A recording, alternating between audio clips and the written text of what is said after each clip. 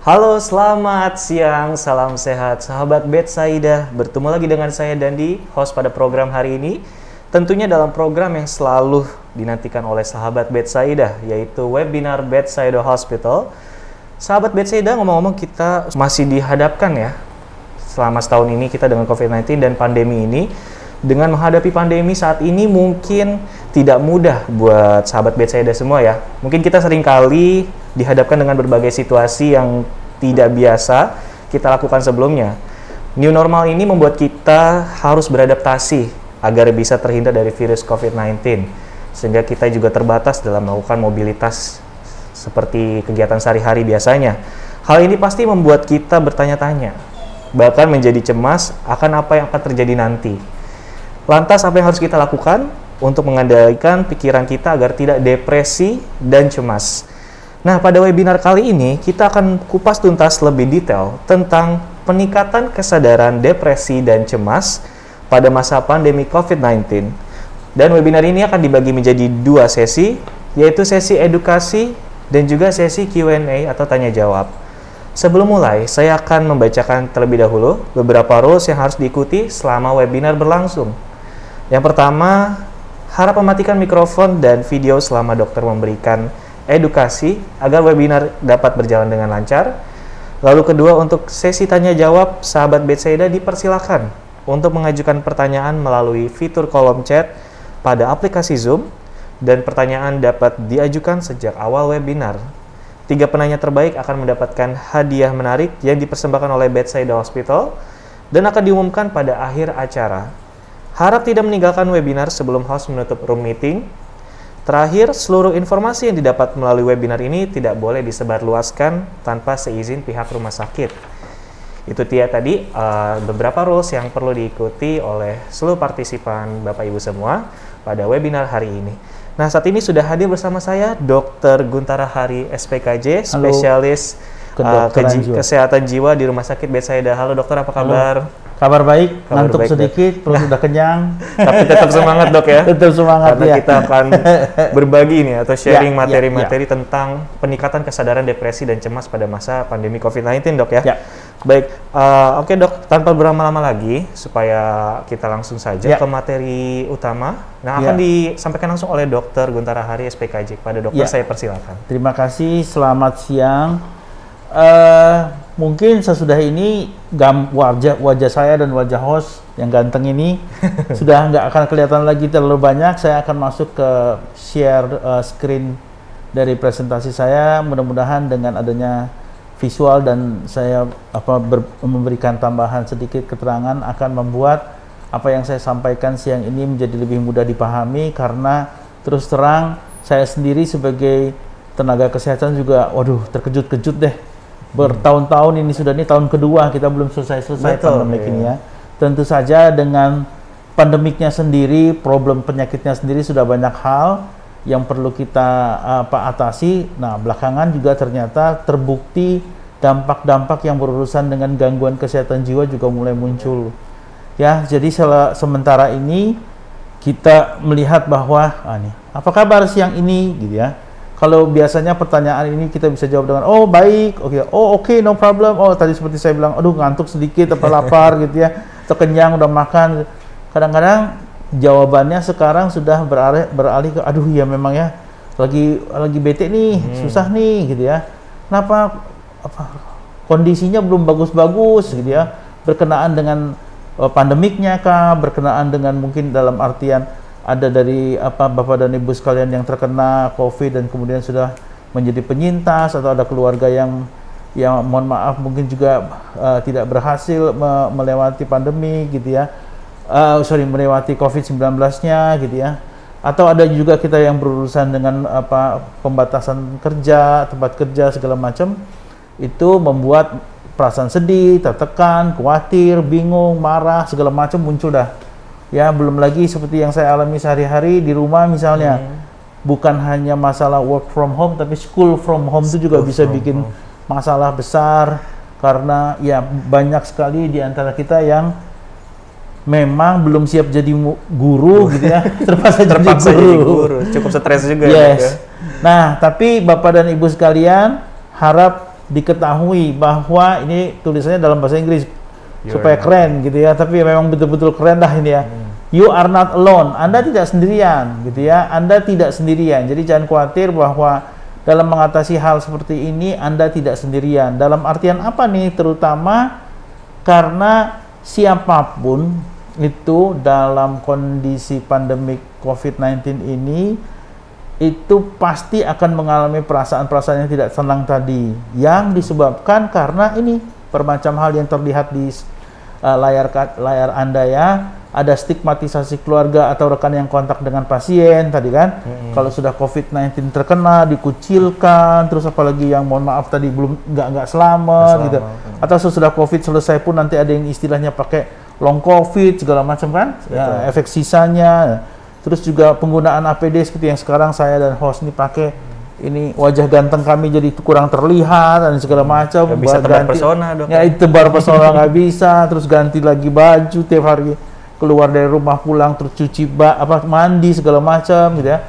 Lalu menyebabkan juga problem dalam rutinitas sehari-hari, yang tadinya belanja ke pasar nggak bisa, terus yang tadinya kerja nggak bisa ya, pola kerja, rutinitas segala macam semua baru ya. Terus ya ini yang bukan urusan kita tapi juga berpengaruh sama kita, misalnya diakui atau tidak kan terjadi tuh problem masalah di pemerintahan, ada PPKM seberapa macam gitu. Banyak PSBB awalnya dong. Nah itu dia, aku mau tanya, aku udah lupa itu istilah awalnya apa, PSBB. Ya? Udah PSBB, pindah lagi PPKM segala macam. Nah itu konflik-konflik begitu. Ada levelnya iya, bukan bagian dari kehidupan kita langsung, tapi mempengaruhi gitu ya. Terus sesudah itu semua terjadi dalam waktu yang lama, muncullah itu namanya tekanan sosial dan ekonomi itu, menyebabkan kelelahan fisik, gangguan tidur, ketakutan, dan gangguan emosional. Ya, muncul hal-hal yang lalu membuat kita menjadi tambah sulit. Nah, apalagi ini saya bisa pakai, nggak bisa pakai petunjuk ya. Oh ya, laser pointernya nggak ada. Tapi kalau Bapak dan Ibu sekalian bisa lihat di tengah itu, gambar yang atas itu ada IL-6 ya, interleukin 6. Jadi, menurut para ahli katanya, kalau seseorang terkena COVID-19 virus itu, SARS-CoV-2 itu, pada beberapa orang itu yang lalu nanti memunculkan gejala yang parah itu disebabkan karena terjadinya itu tadi intensified cytokine storm, membuat COVID-19 yang jadi lebih parah. Nah, katanya badai sitokin bahasa Indonesianya itu lalu membuat gejalanya jadi tambah berat. Nah, selain karena SARS, badai sitokin ini juga bisa atau terpicu juga karena problem di lingkungan, sosial ekonomi gitu ya. Social inadequacy, health behavior dan segala macam itu menyebabkan itu. Salah satunya adalah stres. Stres itu masuk health behavior gitu ya. Stres itu adalah sesuatu yang memicu peradangan dan disfungsi sel kekebalan itu yang di tengah tadi ya, yang lalu menyebabkan badai sitokin itu. Jadi hal ini, gambar ini menunjukkan bahwa benar-benar ada hubungan langsung antara stres yang memicu peradangan yang menyebabkan tadi peningkatan kadar interleukin 6 dan sel kekebalan tidak berfungsi, yang lalu menyebabkan pasien menjadi mudah terkena, dan kalau terkena itu nanti gangguannya bisa sangat berat. Nah, ini ada istilah baru, swapriksa. Apa ya? Swapriksa itu bahasa Indonesia untuk itu loh, orang yang melakukan tes sendiri gitu ya. Nah, tes apakah dia terkena COVID atau tidak, deteksi ya? dini mandiri. Deteksi dini mandiri dan segala macam. Nah, itu ternyata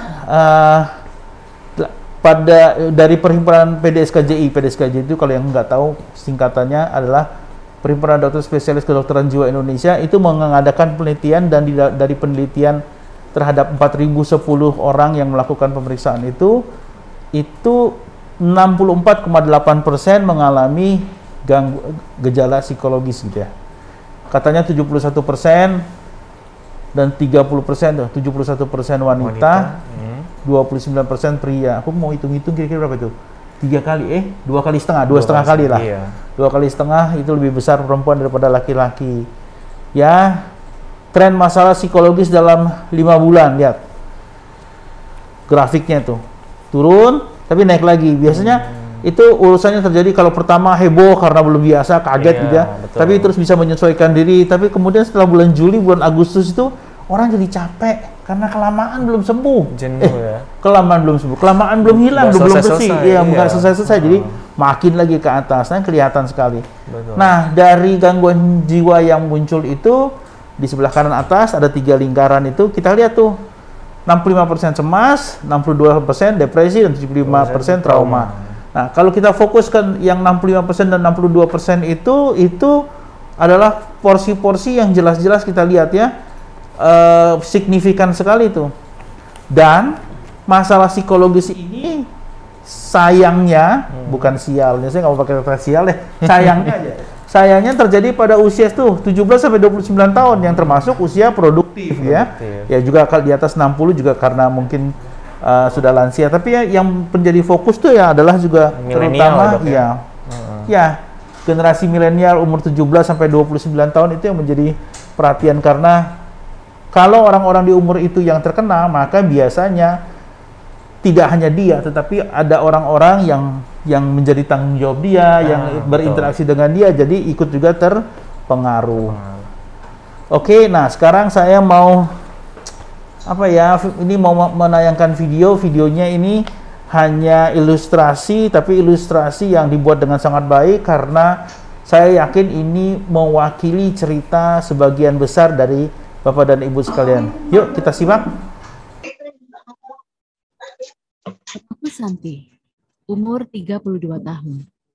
Aku ibu rumah tangga. Ibu rumah tangga mah kuat, Mel. Jangan tersinggung gitu dong. Aku baca-baca di internet, ibu rumah tangga memang mudah depresi loh. Kamu jaga diri yang baik ya, San? Iya, thanks Mel. Keseharianku seputar mengurus anak dan rumah. Kesibukan mengurus rumah tangga memang sudah sepaket dengan tanggung jawab seorang ibu.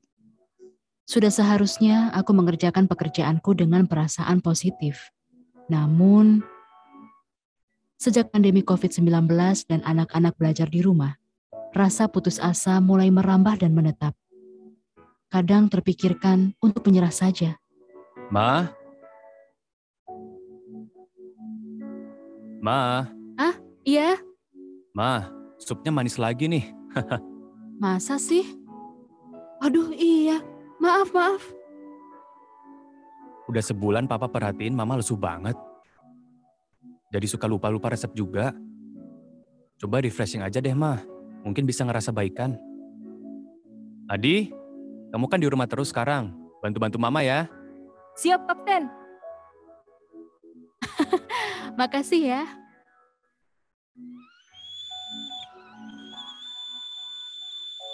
Kewalahan sebagai ibu rumah tangga itu harusnya hal biasa. Ma, airnya udah matang tuh. Tapi apapun yang coba aku lakukan, perasaan sesak ini tidak mereda juga. Ma, Apa ada yang salah di dalam diriku?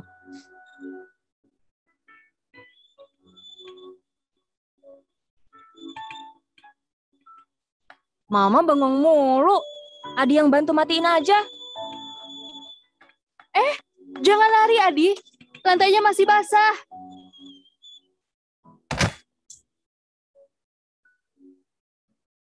Hari itu Adi terjatuh karenaku.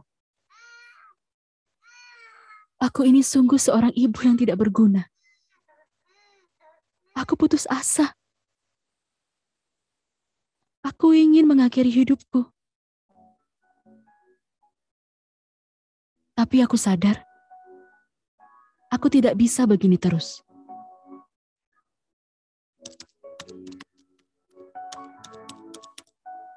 Mencari info di internet membuat aku lebih paham tentang apa itu depresi.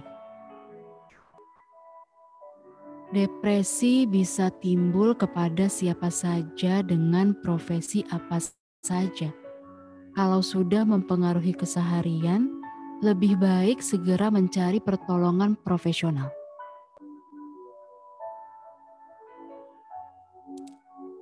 Walau aku jadi lebih paham, Berobat ke psikiater tetap saja bukan hal yang mudah. Kita harus siap cerita sama orang yang baru dikenal. Atas nama Bu Santi. Ah, iya. Tapi aku harus bisa. Ini kita bantu dengan obat yang bisa meringankan gejala ya Bu.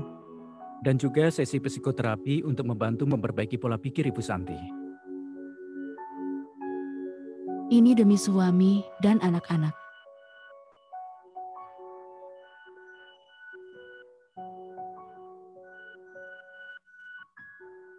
Dan diriku sendiri.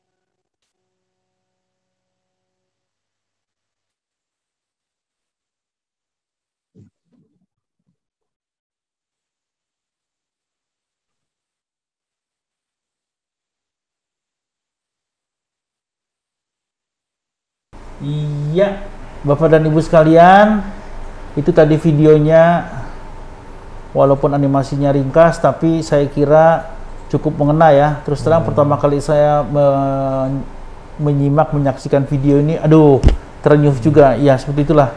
Ya kayak tadi ada komentar sedikit, kok masakannya jadi manis nih gitu ya kan, gitu ya. Aduh, oleh suaminya itu kan. Itu saja mentioning sedikit, pemicu sedikit itu aja membuat sang istri juga sudah menjadi langsung merasa sedih, putus asa, apalagi pas anaknya jatuh ya. Jadi memang dalam situasi pandemi ini Santi sebagai ibu rumah tangga tuh akhirnya merasa kewalahan ya, segala aktivitas di rumah tangganya memang meningkat, semuanya terfokus ke rumah, yang tadinya biasanya berangkat ke bekerja atau berangkat ke sekolah di rumah semua, terus dan juga dia harus tetap mengendalikan, dan tentu saja kalau ada interaksi nanti kemungkinan besar ada komplain gitu ya. Dan ya, jadi menyebabkan perasaan sedih, khawatir dan putus asa yang membuatnya merasa tidak berguna, tidak bisa mengendalikan kondisi sekitar. Nah, ini kadang-kadang bahkan sampai ke tahap aku putus asa ya. Aku ingin mengakhiri hidupku. Ini kelihatannya kalimatnya kayaknya melodramatik ya, tapi Bapak dan Ibu sekalian perlu diketahui kenyataannya dalam kehidupan sehari-hari saya berpraktek itu kata-kata itu walaupun tidak mungkin tidak langsung dengan kata-kata yang persis sama, itu sering banget saya dengar. Dan saya bisa apa ya namanya? Berempati ya, ikut merasakan ya bahwa memang sebegini beratnya ya. Dan ini lalu mempengaruhi aktivitas sehari-hari. Nah, dari sini saya ada satu komentar yang saya pikir sangat penting ya. Bapak dan Ibu sekalian perlu dimengerti bahwa akibat dari hal-hal seperti ini yang lalu menyebabkan gangguan emosional itu memang benar-benar sudah merupakan suatu gangguan. Saya menegaskan ini dengan dalam konteks artinya karena masih banyak di antara kita yang masih menganggap oh ini terjadi karena ibu rumah tangganya, dalam hal ini yang wakili oleh karakter Santi ini, Bu Santi ini kurang tegar, kurang kuat, kurang iman, kurang sabar. Bukan ya, karena memang ya ini sesuatu gangguan sudah. Nah, oleh karena itu saya kira penting bagi kita untuk mulai cari tahu apa beda antara depresi dan kesedihan ya. Kalau untuk kesedihan biasa rasanya bisa Bapak dan Ibu baca sebentar, lihat. Itu adalah sesuatu yang normal gitu ya, hilang beberapa saat gitu ya, dan dapat diceritakan alasannya. Tapi kalau dia sudah depresi, ini kalimat yang paling penting adalah depresi merupakan suatu gangguan mental. Gangguan berarti tidak normal. Betul. Ya.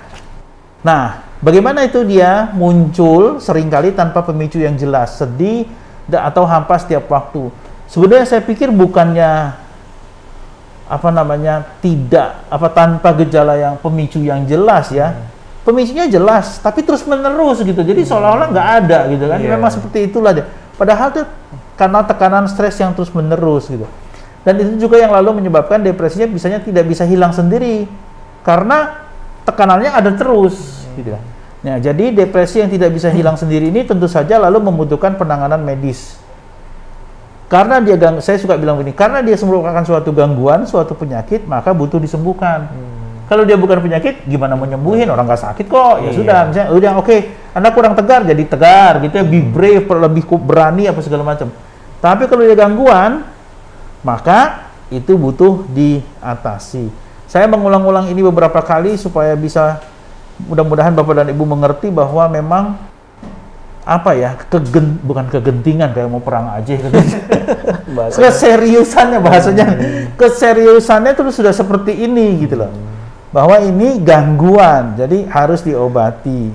Apalagi terutama karena misalnya ya seperti depresi ini, lalu kalimat berikutnya, orang menjadi kurang berenergi, tidak termotivasi, hampa, dinyatakan cukup berat, dan yang dirasakan cukup berat sehingga mengganggu aktivitas sehari-hari. Ya, hubungan sosial dan produktivitas. Ini benar loh kalimat-kalimat ini. Nah, kenapa bisa begitu? Terutama juga karena yang namanya depresi itu mengganggu tidak hanya emosi, jadi sedih, kesal, marah, segala macam gitu ya, ingat bunuh diri, tapi juga mempengaruhi fisik. Gampang capek, gampang lemah. 5L apa? Lemah, letih, lesu, lunglai, letoy. Semua L dapat tuh. Gangguan tidur, nafsu makan, gangguan fungsi seksual dan segala macam. Terus juga mempengaruhi kognitif. Telmi, yang telat mikir, sering lupa, lemot, nggak bisa konsentrasi, nggak taktis, atau tadi apa masak lupa bumbu yang lengkap sehingga rasanya aneh. Nah, itu semua masuk dalam gejala depresi. Jadi kalau kita lihat betapa luasnya gejala depresi, terus tadi juga kita lihat bahwa ini sesuatu gangguan dan ini harus sudah mengganggu aktivitas, maka sangat penting, sangat urgent ya, sangat mendesak untuk bisa diatasi dengan baik gitu ya. Nah, kalau mau ditanya ilmunya, kenapa sih dok sampai tiga-tiga ini muncul semua? Itu gara-garanya ini. Gara-garanya yang diganggu itu struktur otak nih. Nah, dalam struktur yang diganggu adalah otak. Nah, dalam otak itu ada struktur-struktur yang seperti ini, yang lalu berurusan dengan memori, emosi, tidur itu maksudnya irama ritme tidur, selera makan, energi, libido, ya semua dikendalikan dan dipengaruhi oleh hal-hal yang terjadi di otak. Dan di otak itu memang hal-hal ini sekarang menjadi problem gitu kan. Jadi gejalanya seperti itu. Nah, oleh karena itu penting untuk kita bisa menilai status kesehatan mental. Nah, seperti yang saya tadi bilang atau mungkin juga di video Ibu Santi tadi sudah bilang, kalau sudah sampai ke keadaan yang mengganggu secara kehidupan sehari-hari dalam hal ini gangguan mental, kita harus segera berobat ya. Nah, segera berobat itu waktu berobat itu biasanya lalu dibuat dua tuh. Apakah pasien yang datang itu di screening atau di assessment? Kalau sekedar screening misalnya, bukan hanya nakes, dokter atau siapa yang bisa, tapi juga kita sendiri bisa karena screening itu sifatnya hanya identifikasi faktor. Dia lebih ringkas, lebih cepat dan hampir semua orang bisa lakukan.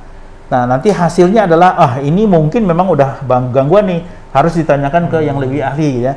Nah, kalau seperti saya sebagai ahli kedokteran jiwa, terus lalu harus melakukan assessment atau apa nih? Penilaian ya. Penilaian.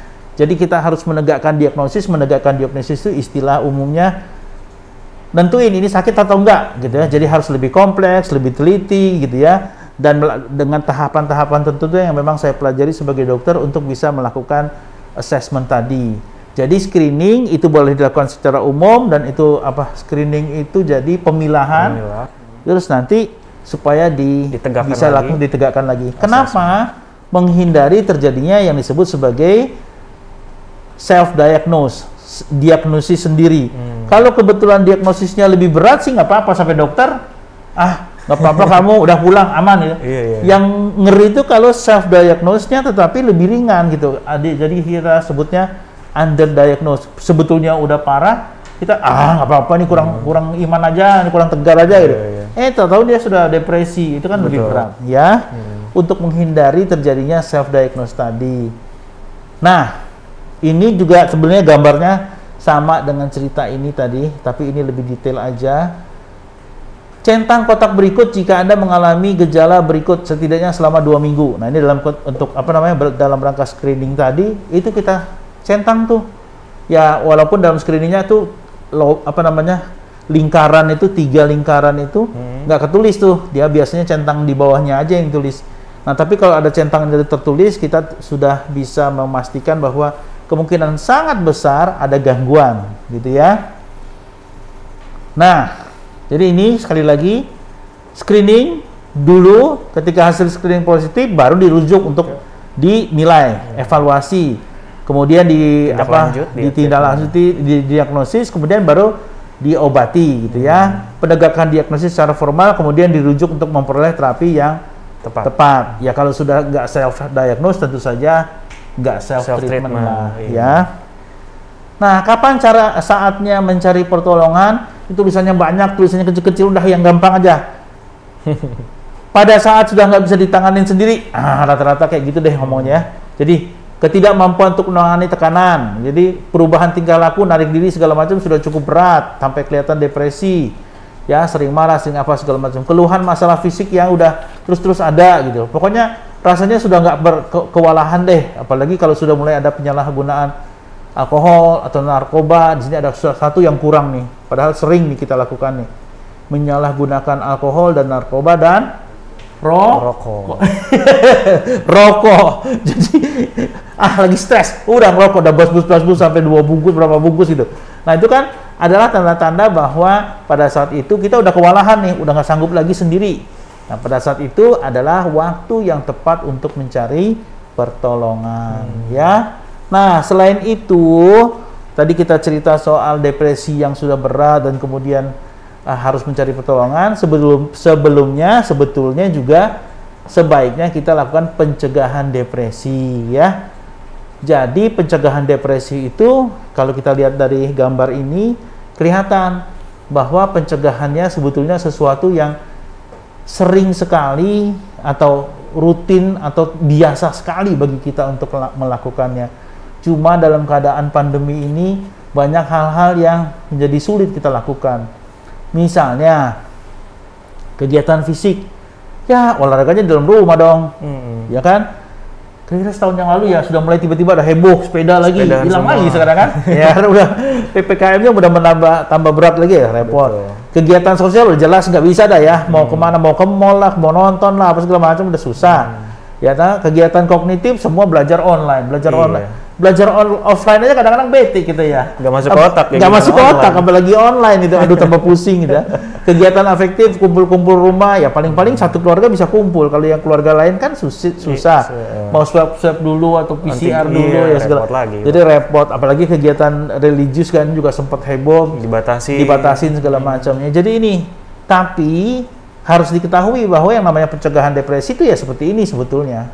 Dasarnya seperti ini ya dok? Ya, jadi walaupun dalam keterbatasan, usahakanlah bahwa kegiatan-kegiatan ini tetap bisa dilakukan dengan modifikasi. Kita kenalnya sebetulnya dengan kata-kata new normal ya. Tatanan baru. Nah, itu yang kita lakukan ya. Nah, dalam hal untuk pencegahan ini, lalu tentu saja ada peran dari keluarga atau orang terdekat ya. Ini dapat menerima kondisi, menyadari pasiennya sakit, pasiennya perlu pulih dan segala macam. Yang utama adalah keluarga inti atau orang terdekat yang berkenan di hati penderita depresi. Jadi ini kalimat terakhir ini kadang-kadang soalnya bisa bilang begini, dia mah susah orangnya, susah dimengerti. Yang ngomong orang tuanya atau anaknya atau padahal sebetulnya misalnya ada orang dekat, teman dekatnya apa segala bilang enggak cuman memang keluarganya kayak gitu.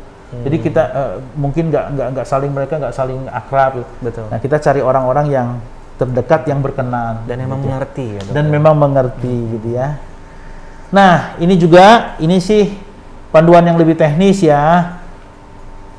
Panduan dalam pengambilan keputusan terapi depresi dan cemas, ini sekedar pengetahuan aja, bagus untuk lihat bahwa kita itu sebetulnya mengobati depresi itu dibagi-bagi tuh untuk depresi yang ringan, yang sedang, dan yang berat.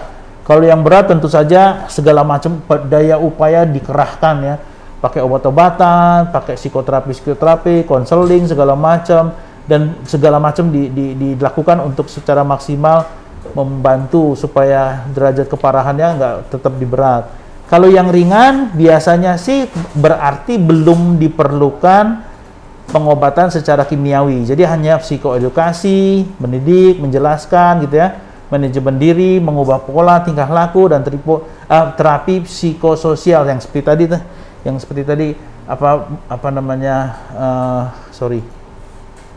kegiatan sosial, kegiatan apa namanya afektif itu ya, religius itu semua terapi psikososial ya.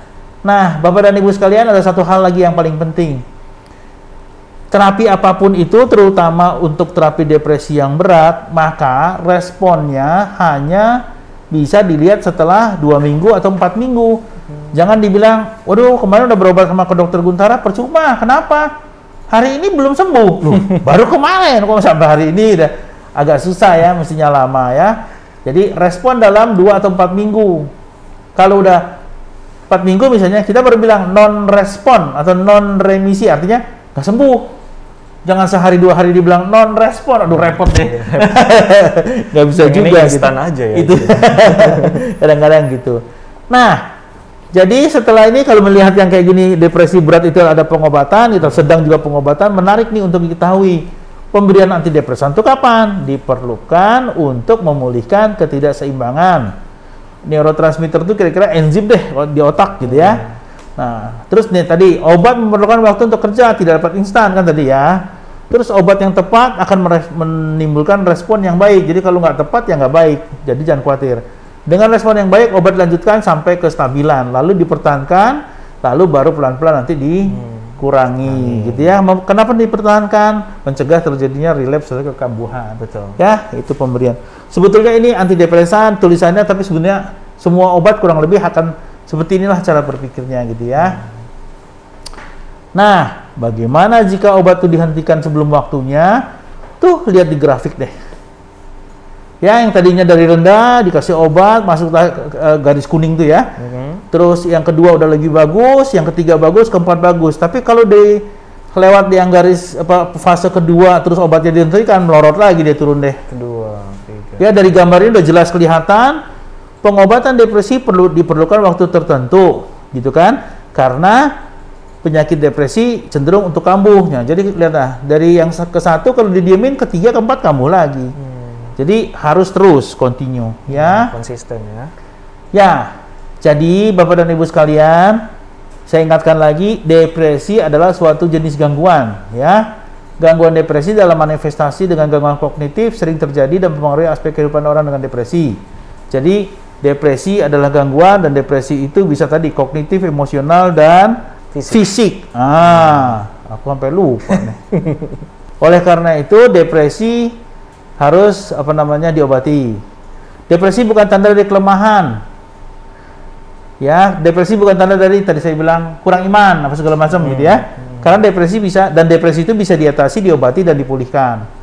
Kemudian poin ketiga yang penting juga adalah dukungan keluarga atau orang terdekat dan lingkungan yang positif akan membantu pemulihan penderitanya. Yes. Ya, kira-kira seperti itu yang bisa saya sampaikan. Kelihatannya ini udah banyak nih yang di pertanyaannya. Betul Dok, sudah mulai Oke. banyak juga pertanyaan-pertanyaan. Mari. Dok.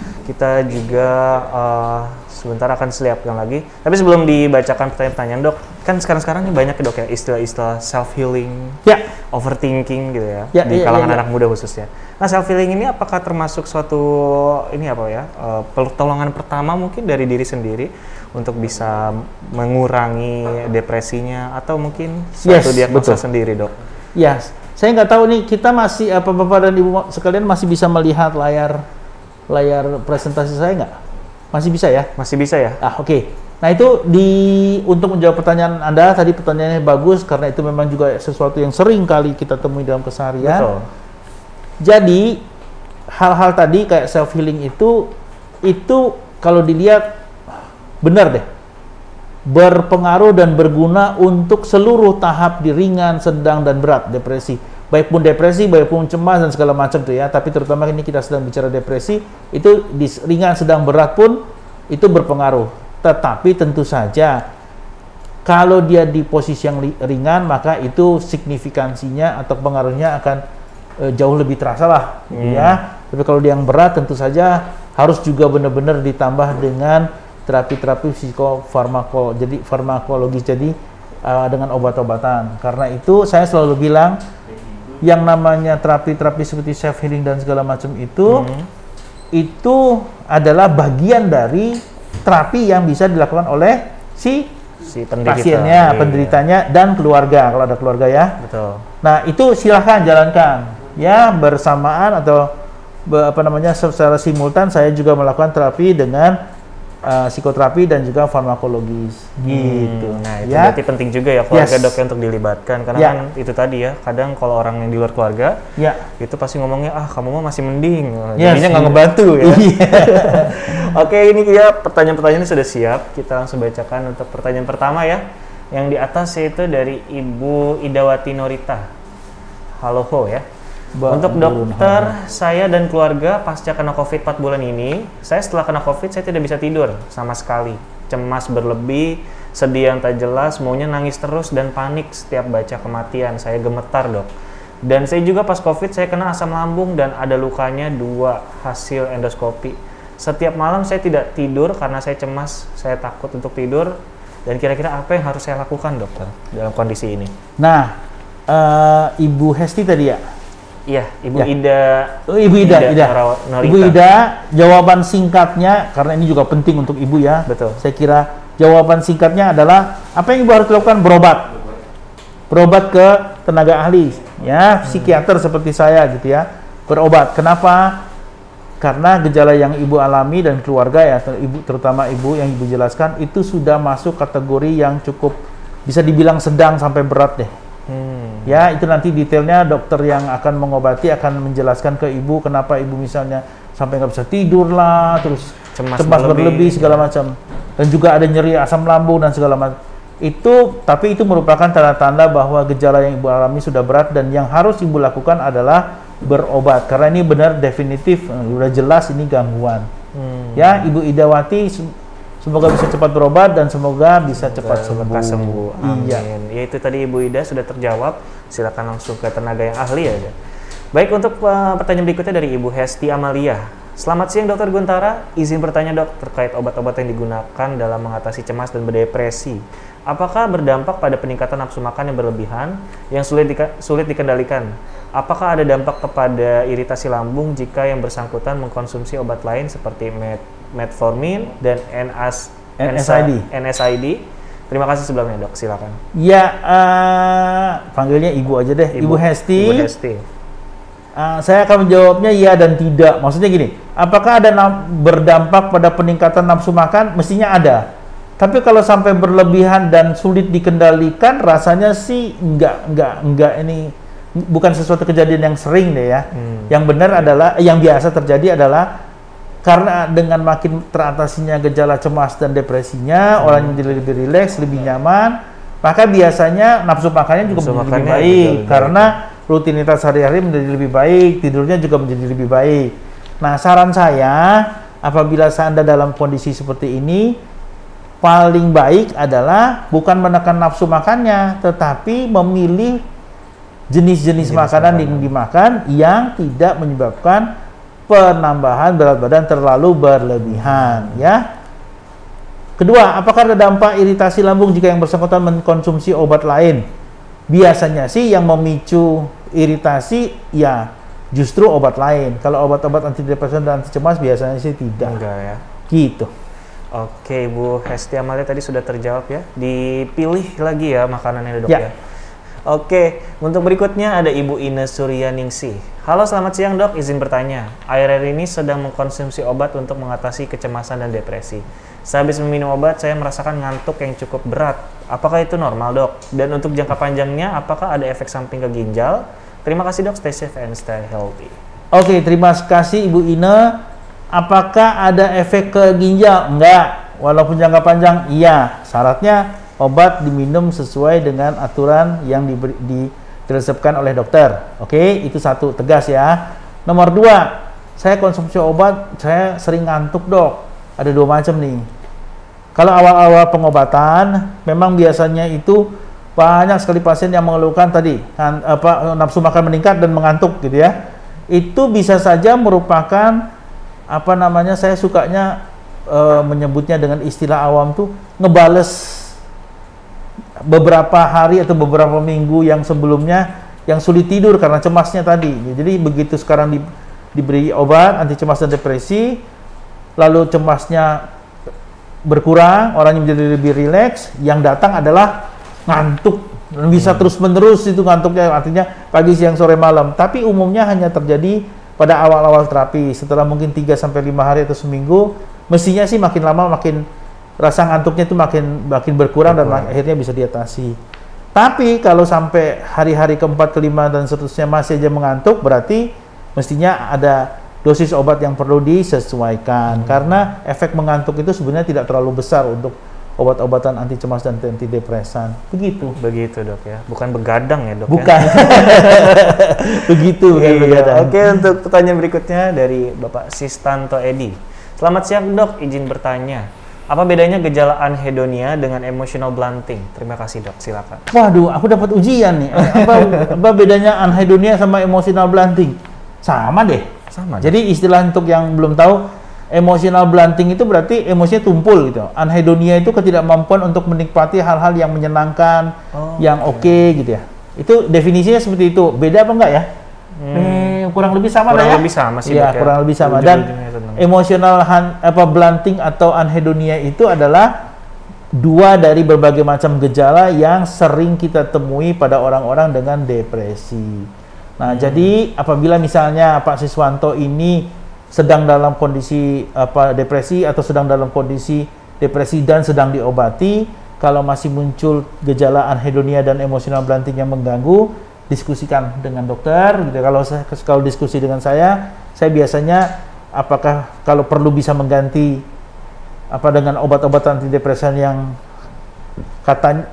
menurut literatur lebih spesifik bisa mengatasi anhedonia gitu kan, atau juga menyarankan untuk melakukan aktivitas-aktivitas atau gimana yang lalu membuat gejala-gejala seperti ini bisa berkurang. Gitu. Oke, itu terjawab tadi Pak Sistanto ya. Itu berikutnya dari Bapak Reza Marbai. Selamat siang Dokter Guntara. Tanya Dok, saya sekitar 1 tahun lebih jadi pasien dokter karena insomnia dan depresi. Lupa. Nah, dokter, ingat nggak tuh Dok 1 tahun lebih menjadi konsumsi obat selama rahasia. Rahasia sangat membantu dan saat ini sangat membantu saya, dan saat ini saya sudah mulai bisa tidur dengan normal kembali sehingga merasa gangguan kecemasan saya sudah sembuh.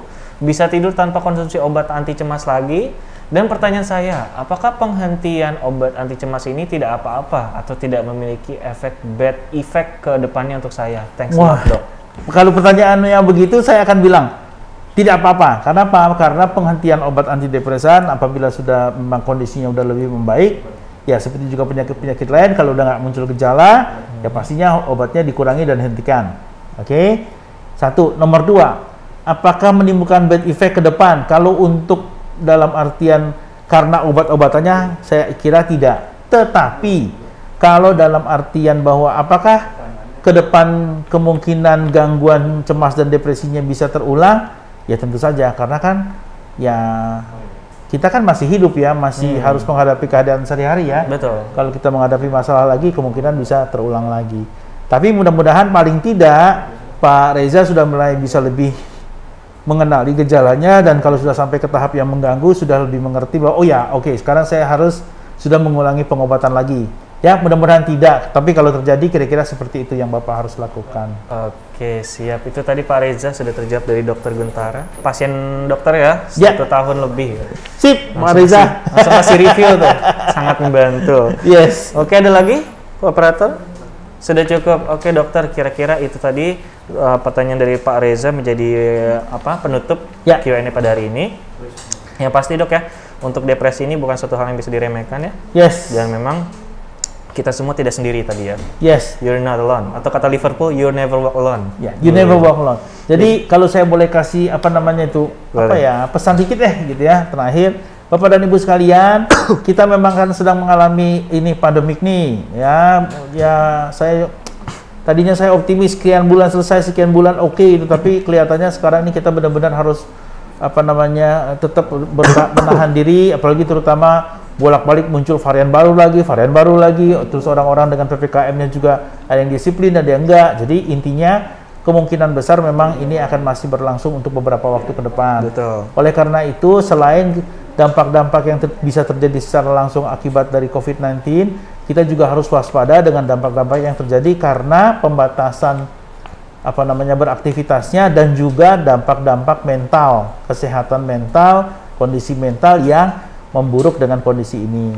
Nah, apabila Bapak dan Ibu sekalian ternyata mengalami atau di sekitar Bapak dan Ibu sekalian mengalami suatu kondisi di mana gangguan mental itu sudah mengganggu kehidupan sehari-hari, jangan ragu, jangan malu untuk datang berobat, karena makin lama berobat, makin akan sulit dan makin akan kompleks dan makin akan lama dalam mengatasinya. Saya kira itu.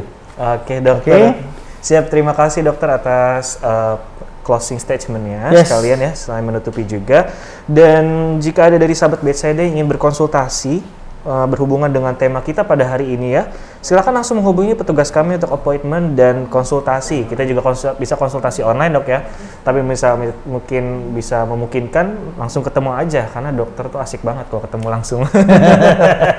Sekalian curhat yang lain-lain. Oke, sebelum menutup webinar pada hari ini, sebelumnya saya ucapkan terima kasih dokter atas waktunya dan juga materinya yang sangat bermanfaat sekali bagi kita semua dok. Harapannya semua orang bisa terhindar dari depresi atau minimalisir depresi yang sudah terjadi ya dok. Dan itu juga sebelum menutup webinar hari ini, kita izinkan saya untuk menyampaikan sedikit informasi. Pada masa pandemi ini mungkin banyak dari sahabat Bethsaida yang khawatir tentang keamanan dari rumah sakit ya. Di sini saya ingin menginformasikan bahwa sahabat Bethsaida tidak perlu khawatir, karena Bethsaida selalu melakukan sterilisasi terhadap seluruh fasilitas di dalam rumah sakit dan juga pemeriksaan kepada setiap pengunjung yang datang. Tapi sebagai solusi lain, kini Bethsaida sudah melayani konsultasi secara online. Jadi sahabat Bethsaida dapat melakukan konsultasi dengan dokter spesialis kami dan melakukan pembelian obat tanpa khawatir harus keluar rumah. Dan juga untuk sahabat Bethsaida, kami juga memiliki program membership khusus, yaitu BCC atau Bethsaida Community Card, yang dapat digunakan setiap sahabat Bethsaida melakukan rawat jalan dan rawat inap di Bethsaida Hospital. Diskon yang didapat yaitu 10% pemeriksaan lab dan radiologi, 10% diskon kamar perawatan mulai dari VIP sampai Presiden Suite, dan juga diskon 5% untuk farmasi dan fisioterapi. Program ini hanya berlaku untuk pembayaran pribadi ya. Jadi sahabat Bethsaida silakan bisa menghubungi petugas kami atau langsung datang saja di website kami www.bethsaidahospital.com atau Instagram Bethsaida Hospital. Dan sekali lagi terima kasih Dr. Gonta yang sudah mendukung keberlangsungan acara ini, dan sahabat Bethsaida juga yang sudah menyediakan waktu untuk berpartisipasi pada webinar Bethsaida pada pagi hari ini atau siang hari ini. Edukasi ini dapat memberikan manfaat bagi kita semua. Dan juga ini pas banget panitia sudah mengumumkan pemenangnya ya. Dokter, kita udah pemenang nih. Tadi kan dokter udah ditanya-tanya. Dan pemenang kita untuk pertanyaan-pertanyaan terbaik itu ada 3. Kita langsung dari 3 dulu ya dok ya, biar yang satunya penasaran. Yang ketiga, pemenang ketiga pertanyaan terbaik yaitu dari Ibu Ine. Lalu yang kedua Bapak Reza. And the one and only yang pertama Ibu Hesti. Kami ucapkan selamat kepada pemenang pertanyaan terbaik, 3 pertanyaan terbaik yang disampaikan ke Dr. Guntara. Itu dia, selamat sekali lagi, dan terima kasih kepada seluruh partisipan yang tidak menang. Mohon maaf, mungkin di lain waktu, di lain kesempatan bisa mendapatkan kesempatan untuk menang. Baik, itu saja sahabat Bethsaida. Tetap sehat dan selalu jaga kebersihan sahabat Bethsaida. Sampai bertemu di webinar selanjutnya. Salam sehat, Bethsaida bersamamu. Mama aku tuh paling gini banget semenjak pandemi. Semuanya harus serba aman, bersih, jaga jarak, pokoknya hati-hati banget. Dan mama itu paling anti keluar rumah. Pesan online aja, gak usah keluar. Waktu itu mama sakit, kita mau anterin dia ke dokter, tapi dianya nggak mau. Mama di rumah aja nggak usah keluar. Terus aku inget pernah lihat iklan tentang layanan home care Bethsaida Hospital. Terus aku coba tanya-tanya. Ternyata tinggal reservasi melalui WhatsApp. Gak lama, dokter sama perawat datang menggunakan protokol yang lengkap dan akhirnya mama mau untuk diperiksa. Ini bisa banget sih jadi solusi selama pandemi. Home Care dan Home Visit Bethsaida Hospital hadir dengan membawa layanan langsung ke rumah Anda. Konsultasi dokter, fisioterapi, mobile laboratorium, dan beberapa layanan lainnya tanpa perlu keluar rumah.